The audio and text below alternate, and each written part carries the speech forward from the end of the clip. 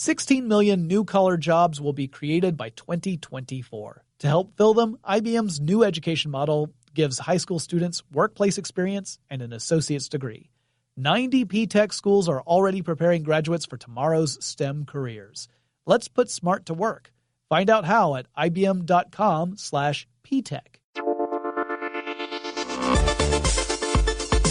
Get in touch with technology with TechStuff from HowStuffWorks.com. Hey there and welcome to Tech Stuff. I'm your host, Jonathan Strickland. I'm an executive producer and I love all things tech, and today I'm going to tackle a topic suggested by listener Jesse. So shout out to Jesse. Jesse wanted to know more about MIDI. What is MIDI? How does it work? Why is it nearly synonymous with computer music? And is it actually a type of music in of itself? I'm going to tackle that last question first because that was just an easy setup. While some people use MIDI as shorthand for computer music, the two are not exactly the same thing.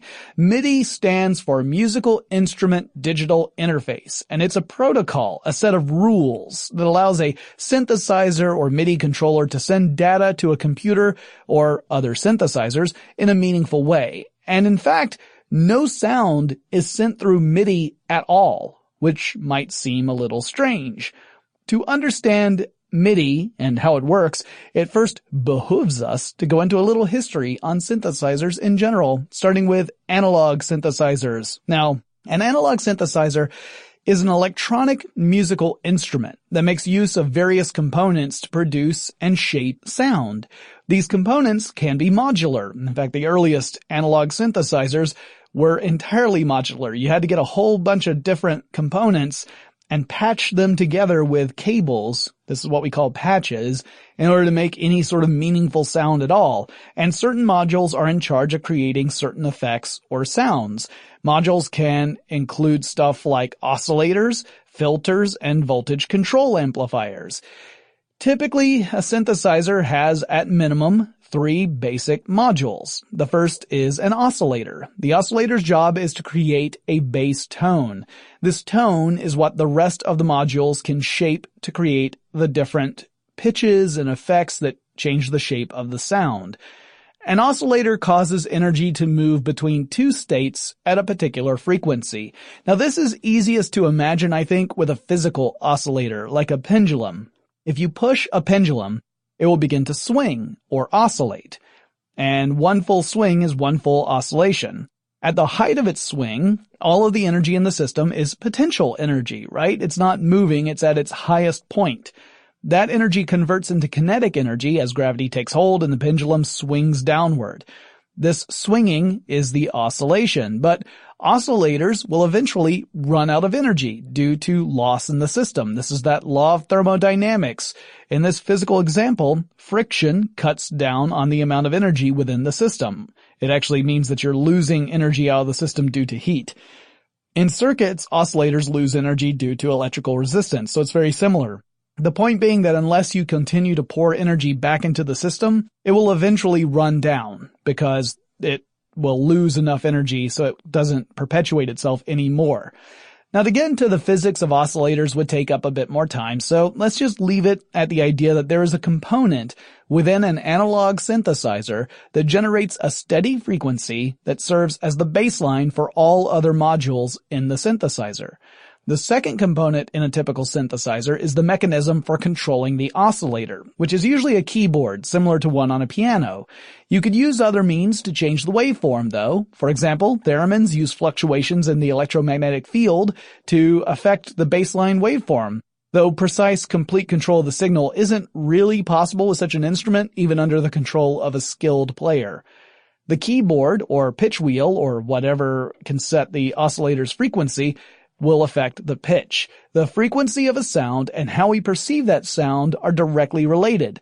Lower frequencies produce lower pitch sounds. Human hearing ranges from about 20 hertz or 20 cycles of a sound wave per second up to 20,000 hertz.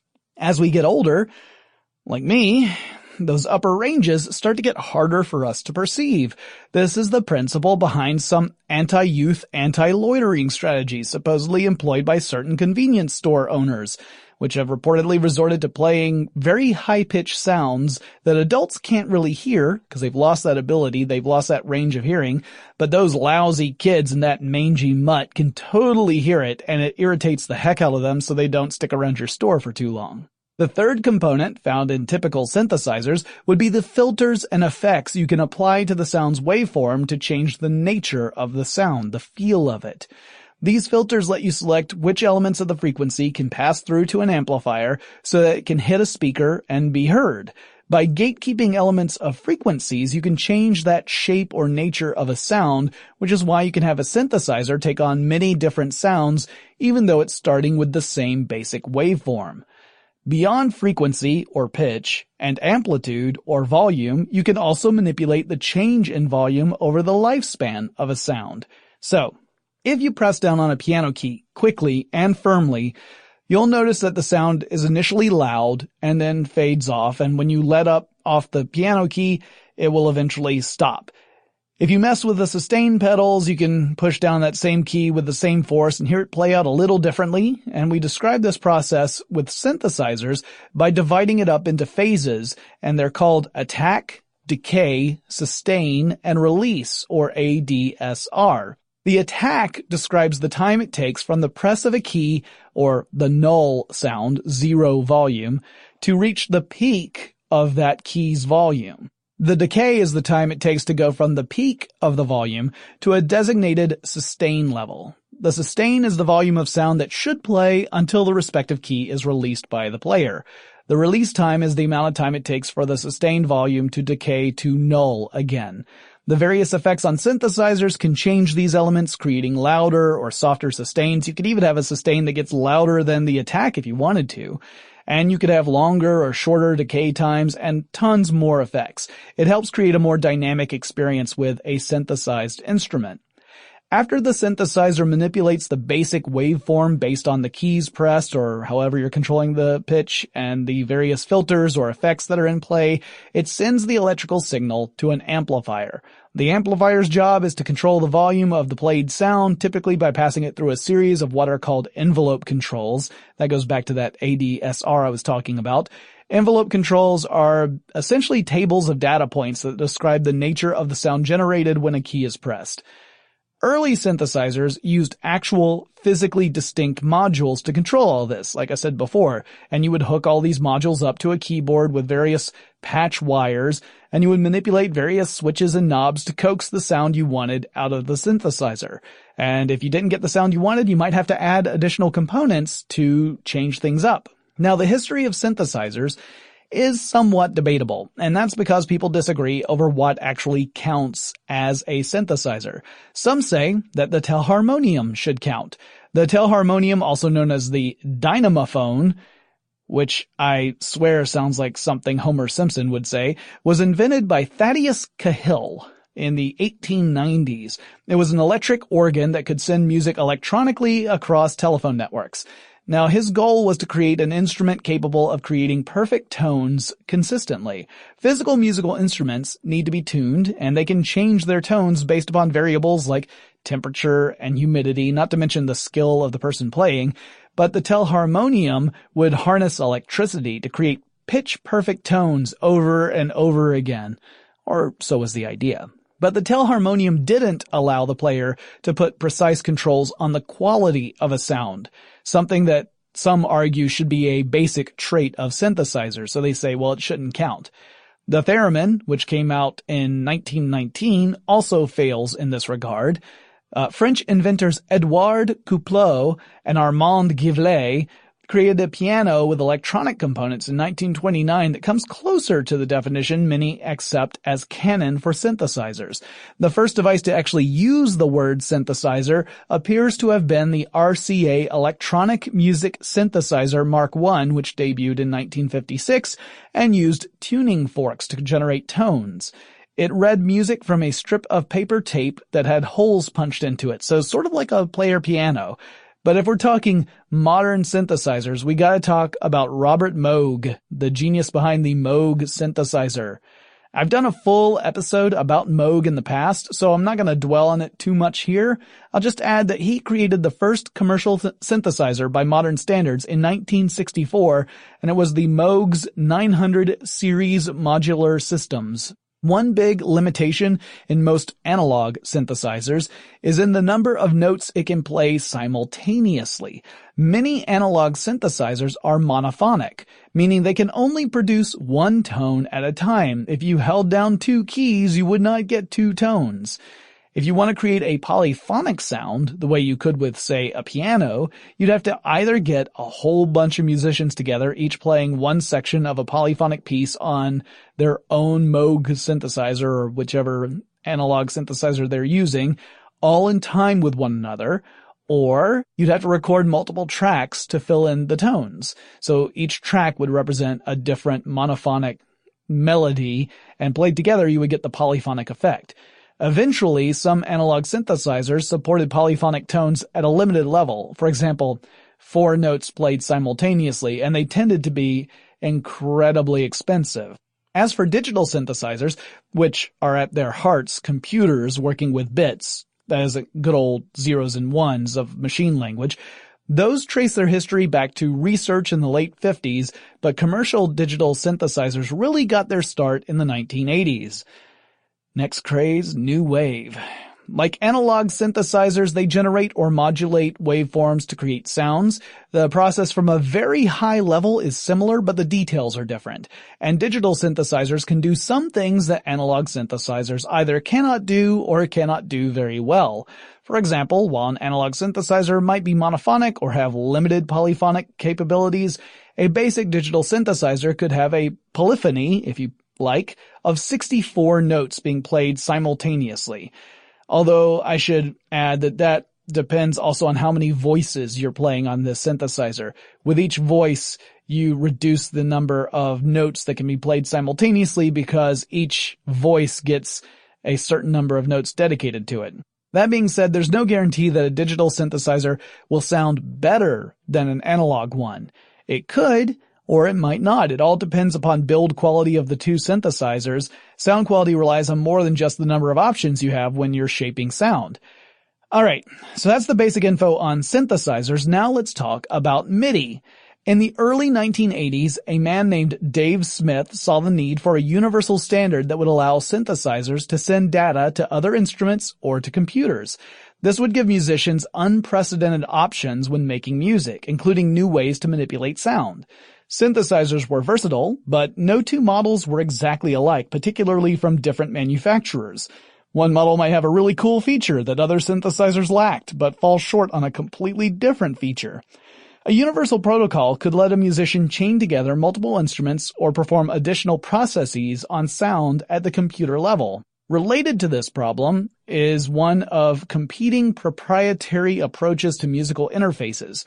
Without a standard, each synthesizer manufacturer would be compelled to produce its own interface with other synthesizers and with computers. In fact, such standards did exist. They weren't really standards. They were proprietary approaches that were unique to specific manufacturers, like Roland, for example, or Yamaha. Then you would have a bunch of competing technologies on the market that more likely than not would be impossible to chain together. So you'd be locked into one ecosystem. You would have to be all in on Roland or all in on Moog or all in on Yamaha. You couldn't mix and match because they wouldn't be able to talk to each other. It's sort of like the early days of computing before ARPANET came along.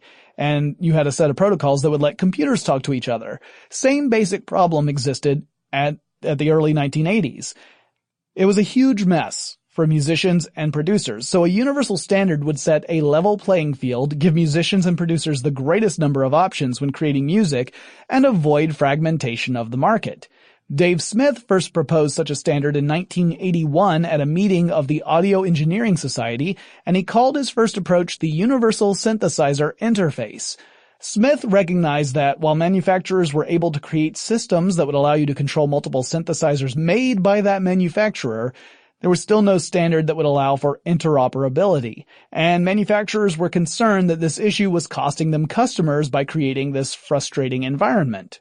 2 years later, he would release the first version of the MIDI protocol. So this is 1983. He didn't develop the protocol all by himself. Major synthesizer companies like Roland, Yamaha, and several others were all involved in designing the set of rules and standards. It was a pretty remarkable display of competitors working together to create a technology that would benefit the entire industry, not just one company within it. The designers decided that MIDI would send information as a list of events or messages to instruct a device how to make a certain type of sound. Now again, this wasn't a music file or any other form of music, but rather directions the recipient would follow to generate the appropriate sound. I'll talk about some of the typical MIDI messages in the next section, but first, let's take a quick break to thank our sponsor. 16 million new-collar jobs will be created by 2024. To help fill them, IBM's new education model gives high school students workplace experience and an associate's degree. 90 P-Tech schools are already preparing graduates for tomorrow's STEM careers. Let's put smart to work.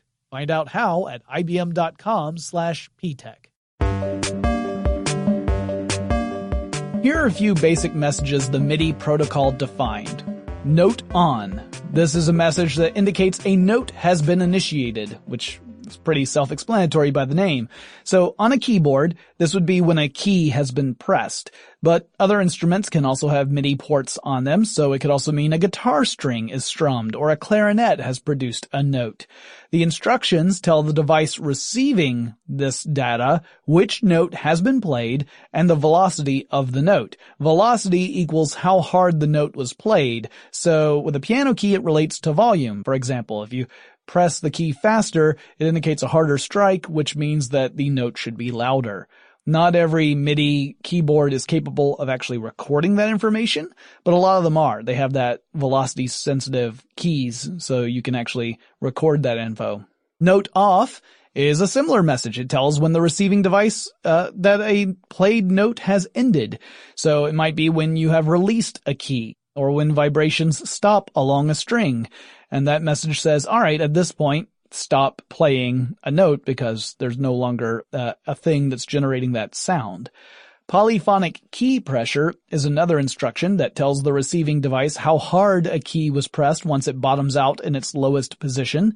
Some keyboards use this to add effects to notes, such as vibrato. Vibrato, by the way, that's a rapid variation in pitch. So you add a quick oscillation in pitch to create vibrato. It adds a richness to sound. Also, singers use it to cover up the fact that they can't hit a note. That's a little shade I'm throwing right there. Also, I do this too, so. Control change is a message that indicates that some sort of controller has been activated to affect the quality of a sound. Controllers can take many forms. You could have pedals, you could have knobs. The control change message contains information that indicates which controller was used and assigns a value from 0 to 127 or 1 to 128, depending upon the implementation, to describe the magnitude of this change. The pitch wheel change message records instances of pitch wheel use. That's not useful at all, is it? A pitch wheel is a control that allows a musician to affect the pitch of a played note, and they can control it dynamically. This creates the effect of bending a musical note. So if you've ever heard a musical piece where a note is played and then starts to shift to a different pitch without a new note being played, that's kind of what a pitch wheel is able to do. And then there are system exclusive or sysx messages. This allows for custom patches and effects. Manufacturers could use these messages to allow a MIDI controller to take advantage of unique features of their instruments, for example. So let's say you're a manufacturer and you've got a synthesizer that has a new type of effect and no other synthesizers have this. It's proprietary. You've got this cool effect that no one else has been able to replicate. The sysx feature would allow you to designate a method for a MIDI controller to engage that feature without sharing it to everybody else. Otherwise, you'd have a keyboard that has a really cool ability, but you'd never be able to use it through a MIDI controller because there'd be no way to designate that command, right? You have your own proprietary effect. If you don't create a command for it in MIDI, then the controller won't have any instructions it can send to the synthesizer to replicate it. Now, you could still get the effect by working with the synthesizer directly, but you wouldn't be able to send those MIDI instructions to any other device because there wouldn't be language to take care of that particular instance. sysx messages allowed for these exceptions, these custom patches. A MIDI file has the extension MID or MID. If you could read these files in natural language, like if you were able to translate this as a set of instructions, they would seem like really detailed instructions on how to play a certain piece of music. Not just what the notes are, but how to play those notes. It would be similar to reading sheet music, but only if the sheet music contained all sorts of minutia about the performance of the piece. And it's not just how that one piece should be performed, it's how that piece actually was performed once upon a time. So it means you're not just transcribing music. You are actually recreating a performance of a musical piece. And you could actually create a MID file by playing a MIDI-enabled musical instrument connected to a computer. It's actually sequencing your playing as you play it. So you are creating a precise record on how to play the same piece of music the exact same way in the future. So again, it's not a recording. It's a set of instructions saying, if you want to play what I just played, the way I played it, follow these instructions exactly, and it'll be as if I were playing it all over again. Which is pretty cool all by itself, but an additional benefit of the MIDI system is that you can modify those instructions in different ways without affecting everything. So for example, if you record a piece of music in some sort of conventional format, and you then play it at a faster speed, you're going to increase the pitch. If I recorded a performance onto a physical medium like a vinyl record, and then I played the record back at a speed that was 1.5 times faster than what a normal playback would be, I would sound a bit like a chipmunk. But with MID files, you can increase the speed of a playback without affecting the pitch. You aren't speeding up a recording of a performance, but rather decreasing the amount of time between instructions. And so you can change the tempo of music easily without also changing the pitch of the recording. Or if you want to change the pitch, you could do that too. You could take the instructions and apply a new instruction to shift the playback into a different key of music. The tempo would be the same, but the key would be completely different. You could take music that was programmed in a major key and you could flip it to a minor key. Or you could take a song and shift the pitch down or up to better suit someone's voice. If you've ever gone to karaoke and the karaoke machine had an option to change the pitch, to pitch something up or down so it's closer to your vocal range, you've experienced this. The karaoke machine is using MIDI files to recreate a song, and then you can dynamically tell it, hey, I need this pitched up or pitched down so I can actually rock out with Hit Me With Your Best Shot and make sure it's in my vocal range. Another big benefit of the MID file format is file size. Because there's no recorded media in the file sizes are relatively small. So a minute of compressed audio, like an MP3, might end up being about 10 megabytes of data. But if you take a MIDI file, and it represents the exact same amount of sound, it's a minute worth of sound, although, again, remember, there's no recorded sound in a MIDI file, it just represents that would only take up 10 kilobytes of space. So much smaller file sizes. And a lot of data gets packed into those small files. The MIDI protocol supports a total of 128 notes, ranging from the C 5 octaves below middle C, all the way up to the G 10 octaves above middle C. Up to 16 separate devices can be controlled through a single chain, or more if you want multiple devices to produce the same response. So for example, if you wanted both a piano and a clarinet to play back the same melody line in a piece of music, they could each follow the exact same set of instructions, and they would count as just one channel of data rather than two channels of data. You would just put those in serial with each other, and you could still divide up the rest of the channels among other instruments. In addition to this, you can have up to 128 voice or effect settings called programs. These are the various modifiers that can change the shape of the sound in various ways. To keep everything synchronized across multiple instruments, not to mention other elements that I'll talk about later, MIDI has support for built-in clock pulses. The clock pulses make sure that each component in the overall system is on the same starting point. If the MIDI standard didn't have this, there'd be no way to synchronize a controller to manipulate multiple devices and have them work in harmony with each other. They would all start to get off time with each other, and you would end up with a huge mess. So you have to have this clock pulse feature to make sure every single instrument in the system is synced with each other. The way you generate a MIDI file is using either a MIDI-enabled synthesizer, which doesn't have to be a keyboard, but more frequently than not, it is a keyboard, or a MIDI controller. So what's the difference? Well, synthesizers can create sound while they simultaneously generate MIDI data. They have a sound generator built into the device. They become workstations. A MIDI controller only generates the data. So many MIDI controllers look like musical keyboards, but they do not generate any music when you play them on their own. So you're not like tickling the keys and hearing music back unless you've already hooked it up to a computer and the computer's sound card is able to generate the music in real time back to you. So what's the whole point? Well, imagine that you have your MIDI controller keyboard in front of you, and you've used cables to connect your controller to several other devices, such as a MIDI-enabled drum machine, a MIDI-enabled synthesizer, an electronic clarinet.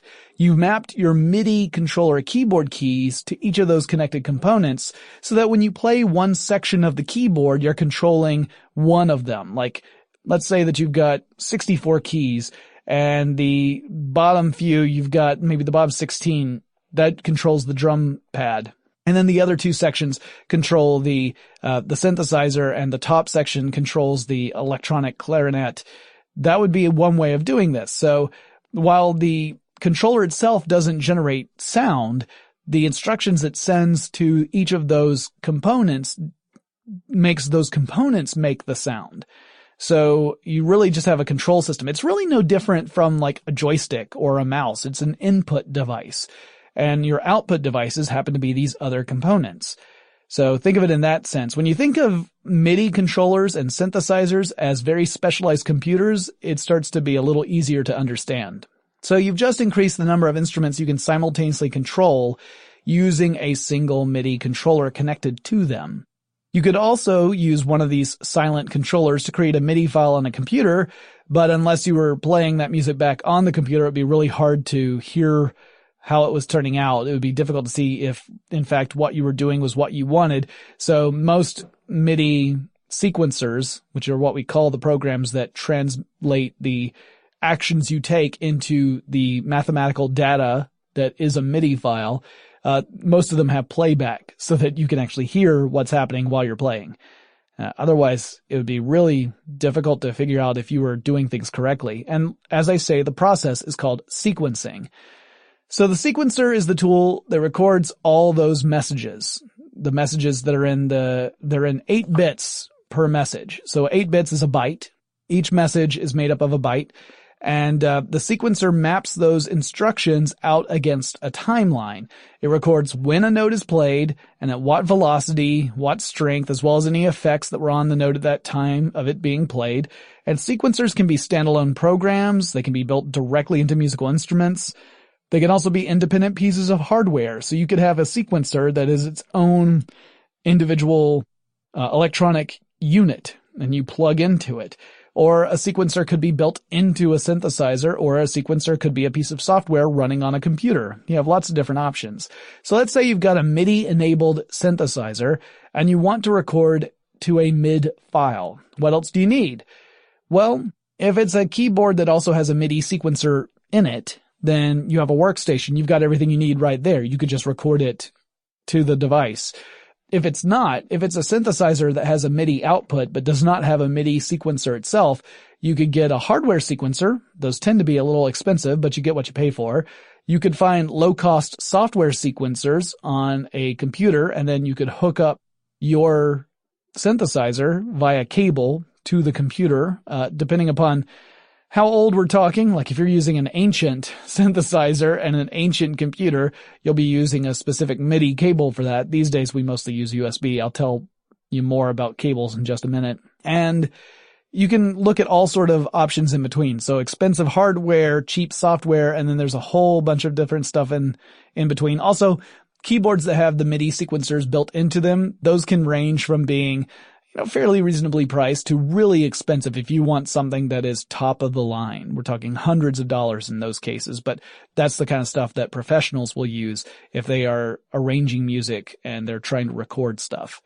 Some older MIDI keyboards could push MIDI data out through a port, but wouldn't play sound while doing so. So instead, you'd have to listen to the music as it plays on your computer's sound card. Sound cards used to be a much bigger deal back in the 90s, back when putting together a computer could become an enormous headache because you had lots of choices in graphics cards, sound cards, CPUs. Not all of them were compatible with each other, so sometimes you would find that the build you had selected didn't actually work because there were incompatibilities between the various components. It was a nightmare. But those days are mostly behind us. These days, it's a lot easier to build a machine, and the need for a discrete sound card has decreased because computers can handle a lot of this using their standard hardware these days.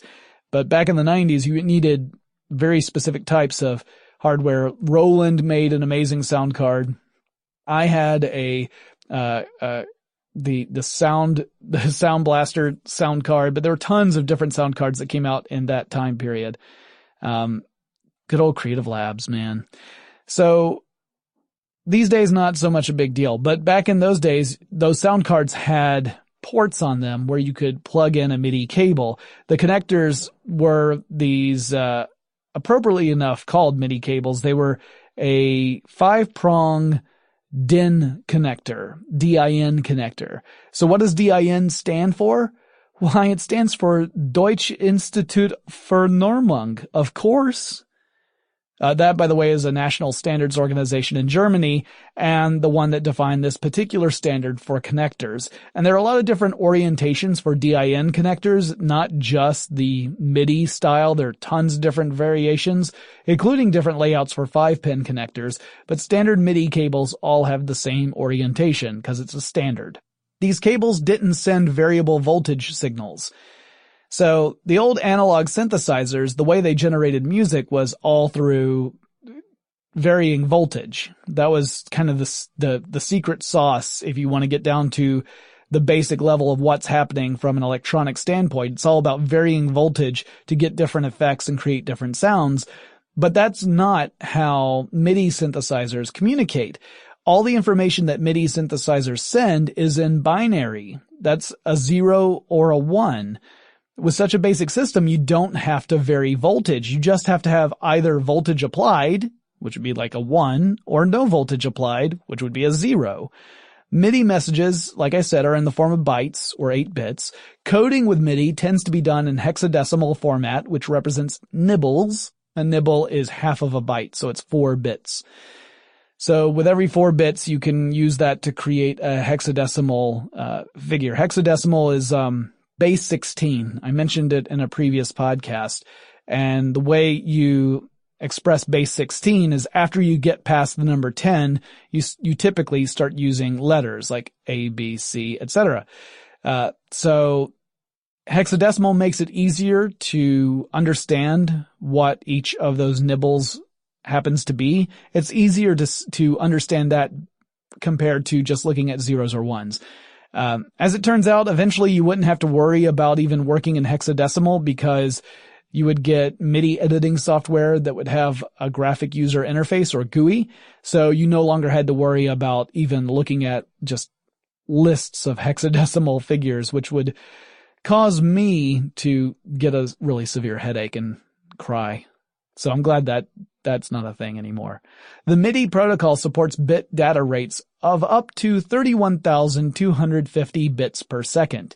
Information on a MIDI cable is strictly one-way only. So if you wanted to have two-way communication between various components, you would have to have 2 cables. MIDI equipment from this early era tends to have multiple ports with labels like in, out, and through. Now those labels tell you which direction information will flow from that port through a MIDI cable. So out means that data will move out from that port. If you connect a cable to that port, information will go out over that cable, and then you would connect the other end of that cable into the in port of some other MIDI component. So let's say I've got a controller and I want to hook it up to a drum pad.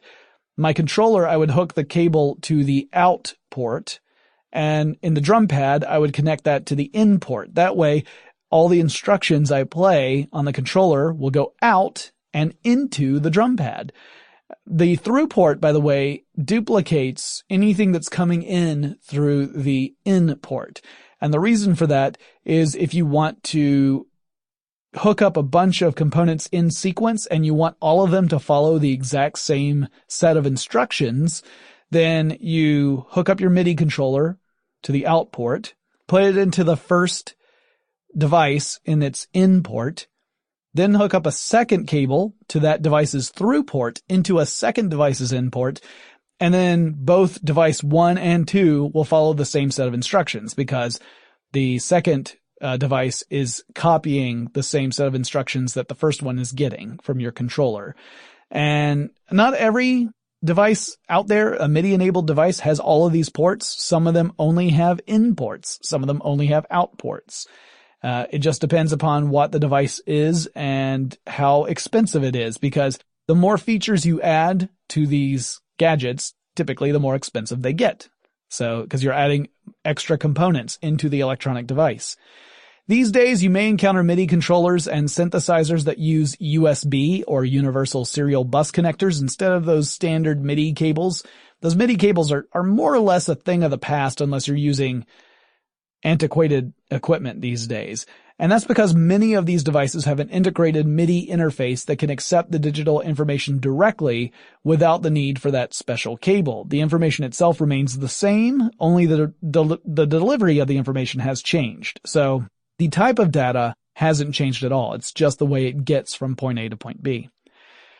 The quality of a MIDI playback depends heavily upon the equipment you're using to play the file. So if you have a super sweet MIDI-enabled keyboard, the quality should be pretty darn good. If you're using a cheap piece of technology with a weedy sound processing capability, it might be less impressive. So for a long time, the MID, mid file format, was the preferred one for cell phone ringtones.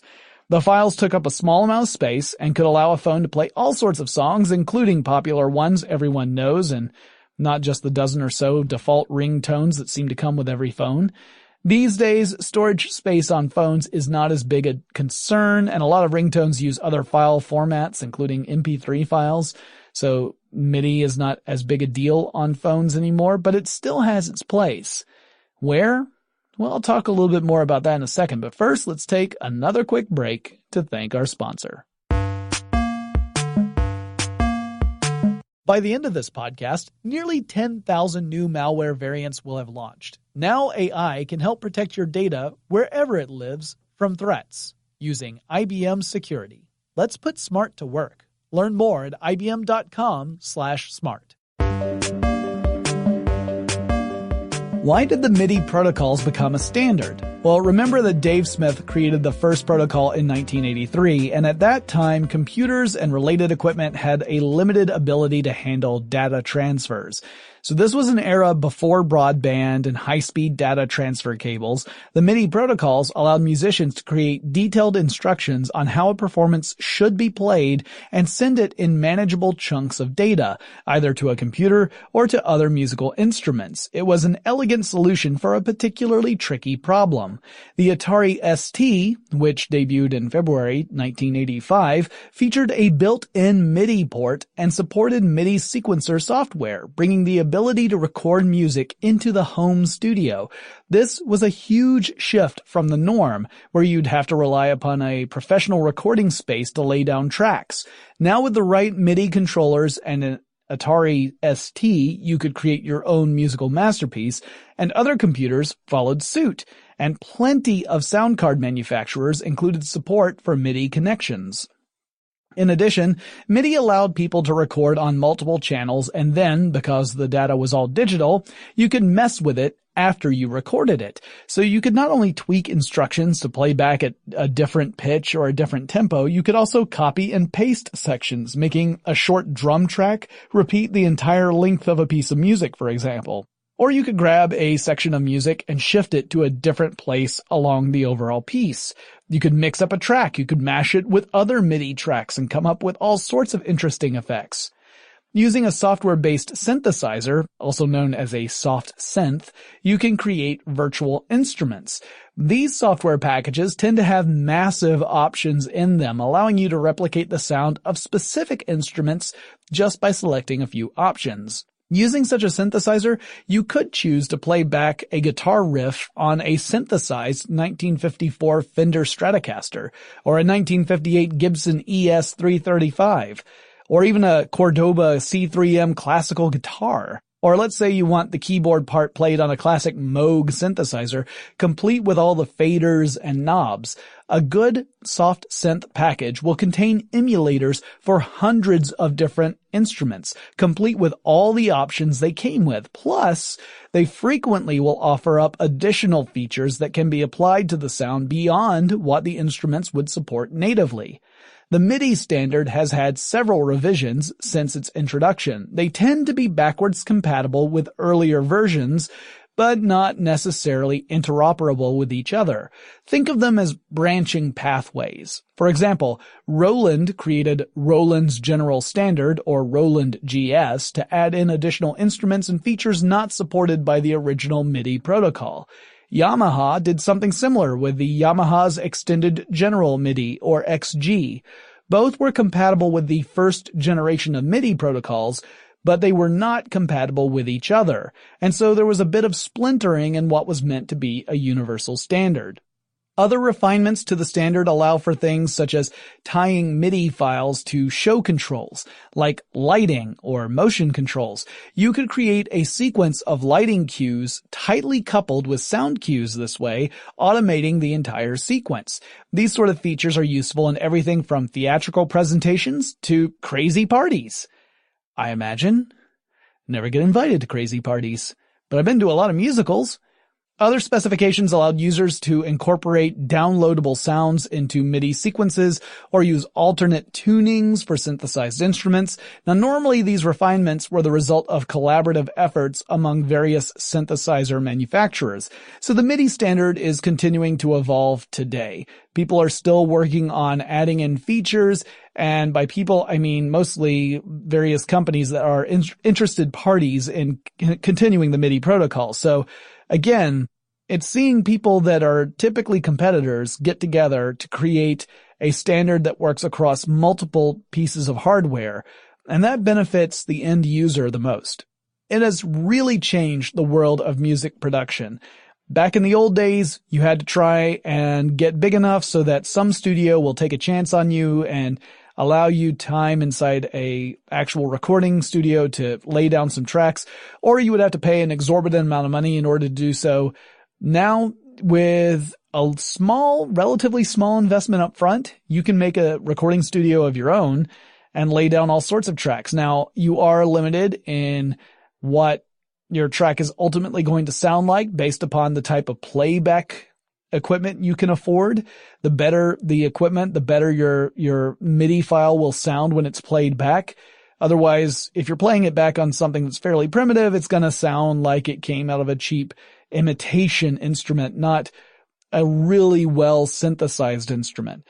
Now, if that's the effect you're going for, it's not a big deal. Like if you want to have sort of a retro kind of kitschy simulated sound, that's not a big problem. But if you want something that sounds like, hey, that sounds like that's a real cello, then you want to shell out the big bucks. I can actually still pick out fake stringed instruments on even high profile types of soundtracks and scores in movies in particular. I'm looking at you, Pirates of the Caribbean, and your synthesized string sections. I hear it, but it's really, really good, much better than it used to be. So the MIDI format has been incredible because, again, it was such an elegant solution, creating instructions on how to recreate a performance rather than recording an existing performance, and then being able to tweak that performance in any way you want so that you can make it better than the original playthrough was, or at least different. It's really interesting to me. So I want to thank Jesse for the suggestion. I really appreciate it. We're going to be doing a lot of episodes based off listener suggestions over the next few weeks, and we're going to do some more about music in the next couple of episodes. Think of it as a mini music arc. of Tech Stuff episodes, because I kind of wanted to group together thematically linked topics. So we'll talk more about music in the next episode, but that's all for MIDI for today. If you have suggestions for future episodes, maybe you want to get your suggestion in like Jesse did, send me an email. The address for the show is techstuff@howstuffworks.com. Or you can drop me a line on Facebook or Twitter. The handle at both of those is TechStuffHSW. Remember, we have an Instagram account. You can follow us on there and see all sorts of cool behind-the-scenes photos, plus relevant information that relates back to technology in general and this show in particular. And on Wednesdays and Fridays, I stream my recording sessions live on twitch.tv/techstuff. I would be happy to have you join us. We have a chat room in there. You can join in there and chat with me and talk about how I mispronounce words and make fun of me. Or you can, give me encouraging words too. I don't just take abuse. I also like it when people are nice to me. And I hope that you will join us there, and I'll talk to you again really soon.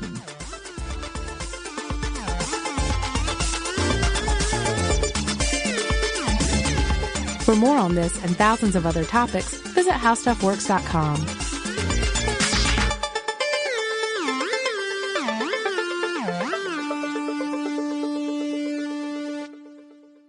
By the end of this podcast, nearly 10,000 new malware variants will have launched. Now AI can help protect your data wherever it lives from threats using IBM security. Let's put smart to work. Learn more at ibm.com/smart.